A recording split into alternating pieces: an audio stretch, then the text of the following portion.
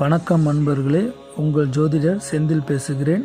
இன்றைய தலைப்பில் நாம் காணவிருப்பது திருமண பொருத்தங்களை பற்றி தான். இந்த திருமண பொருத்தத்தில் பார்த்திங்கன்னா பொதுவாக அந்த காலத்துலேருந்து பார்த்திங்கன்னா நட்சத்திர பொருத்தத்தை தான் முதன்மைப்படுத்தி சொல்கிறாங்க. அதாவது நட்சத்திர பொருத்தம் 10க்கு 8 பொருத்தம், 9 பொருத்தம் இருக்கா, 7 பொருத்தம் இருக்கா, 6 பொருத்தம் இருக்கா அப்படின்னு தான் பார்க்குறாங்க. ஆனால் நட்சத்திர பொருத்தத்தை காட்டிலும் பாவக பொருத்தம்னு ஒன்று இருக்குது. அதாவது நம்ம ஜாதக கட்டத்தில் 12 பாவம் இருக்குல்ல, அதே மாதிரி உங்களோட ஆணுக்குள்ள 12 பாவமும் பெண்ணுக்குள்ள 12 பாவமும் இதில் உள்ள கிரகங்கள், அவங்களுக்குள்ள கிரகங்கள் இதை தான் பொருத்தி பார்த்து மெயினாக பார்க்கணும். ஆனால் இதை நிறையா பேர் புரிஞ்சிக்காமல் நட்சத்திர பொருத்தத்தை மட்டுமே வச்சு திருமணம் பண்ணுறாங்க. அது தவறு. அது மாதிரி பண்ணிங்கன்னா அது வாழ்நாளில் ஒரு கட்டத்துக்கு மேலே உங்களுக்கு பிரச்சனைகளை தான் கொடுக்கும். என்ன தான் நீங்கள் நட்சத்திர பொருத்தம் பார்த்து கல்யாணம் பண்ணாலும் அது ஃபுல் லைஃபுக்கு சரிப்பட்டு வராது. அதனால் ஜாதகம் பார்க்கும்போது பாவக பொருத்தம், அந்த கிரகங்களோட சேர்க்கை பொருத்தம் நல்லபடியாக இருக்கான்றதை அதை செக் பண்ணிவிட்டு திருமணத்தை பண்ணுங்கள். அதுதான் நல்லது. குறிப்பாக சொல்லப்போனால் இப்போது ஒருத்தவங்களுக்கு கல்யாணம் ஆகாமல் தள்ளி போகுதுன்னா அதுக்கு முக்கிய காரணமாக என்ன இருக்குன்னா, அவங்க ஜாதகத்தில் லக்னத்துலேருந்து 1, 2, 7, 8 இந்த இடத்துல பார்த்திங்கன்னா பாவகிரகங்களோட தொடர்பு கண்டிப்பாக இருக்கும்.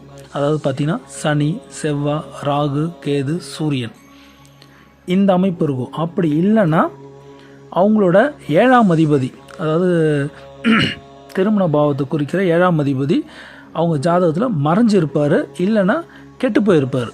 ஏதாவது நீசமோ இல்லை வக்கரமோ இல்லை ஏதாவது பாவகிரகங்களோட தொடர்பு கொண்டு இருப்பார். இது மாதிரி அமைப்பு இருக்கிறவங்களுக்கு கண்டிப்பாக திருமண வாழ்க்கை சிறப்பாக இருக்காது. இவங்களுக்கு என்ன பரிகாரம்னா, அதுக்கு உண்டான ஸ்தலம் நட்சத்திரப்படி அந்த கோயிலுக்கு போயிட்டு முறையான வழிபாடு பண்ணணும். பொதுவாக இவங்க திருமணத்தில் அதிக எதிர்பார்ப்பு வச்சுக்கக்கூடாது. ஏன்னா அது அவங்க முற்பிறவியில் செய்த ஏதோ ஒரு அவங்க திருமண விஷயத்தில் அவங்களோட கலத்துறதுக்கு செய்த அந்த பாவம் தான் அவங்களுக்கு இந்த பிறவியில் அது தொடருது. அதனால் அவங்க அதை உணர்ந்து அதை முறையான வழிபாட்டு மூலிமா பண்ணி அவங்களுக்கு வர்ற மனைவியோட அவங்க விட்டு கொடுத்து சகிப்புத்தன்மையோட நல்லபடியாக குடும்பம் பண்ணாதான் கடைசி வரைக்கும் அவங்களால ஒத்துமையாக வாழ முடியும். இதுதான் அவங்களுக்கு உண்டான பரிகாரம். அதனால் இவங்க குறிப்பாக ஏர்லியராக மேரேஜ் பண்ணால் அவங்களுக்கு நிறைய பிரச்சனைகளை சந்திப்பாங்க. அதனால் இது மாதிரி அமைப்பு உள்ளவங்க பார்த்திங்கன்னா கொஞ்சம் லேட் மேரேஜ், கொஞ்சம் ஏஜ் ஆகி லேட் மேரேஜ் பண்ணுறதே ஒரு நல்ல பரிகாரமாக இருக்கும். அவங்க ஒரு லைஃப்பில் ஒரு நல்ல மெச்சூர்ட் ஆகி ஒரு கரெக்டாக ஒரு வீடு வாசல் எல்லாம் கொஞ்சம் அமைஞ்சு கொஞ்சம் அந்த விட்டு கொடுக்குற எண்ணம், அந்த சகிப்புத்தன்மை, இந்த குணம்லாம் வந்ததுக்கப்புறம் கல்யாணம் பண்ணுறது நல்லது. சீக்கிரமாக கல்யாணம் பண்ணாங்கன்னா சண்டை போட்டு பிரியறதுக்கு தான் நிறைய வாய்ப்பு கொடுக்கும். குறிப்பாக அந்த காலகட்டம் பார்த்திங்கன்னா அஷ்டம சனியோ ஜென்ம சனியோ இது மாதிரி டைமில் அவங்க கல்யாணம் பண்ணுறதை தவிர்க்கிறது நல்லது. ஸோ இதுலேருந்து என்ன நீங்கள் தெரிஞ்சுக்கணுன்னா, திருமணம் ஆகலைன்னா அதுக்கு ஒரு கரெக்டான ஜோதிடர்கிட்ட கொடுத்து என்ன பிரச்சனைன்னு கரெக்டாக தெரிஞ்சு அதை எந்த காலத்தில் கரெக்டாக கல்யாணம் பண்ணலாம், அதுக்கு என்ன பரிகாரம் சிம்பிளாக பண்ணலாம், அதுக்கு பரிகாரம் இருக்கா, எல்லாத்தையும் கேட்டு தெரிஞ்சு அதுக்கு தகுந்த மாதிரி நீங்கள் உங்கள் வாழ்க்கையை அமைச்சிக்கிறது நல்லது.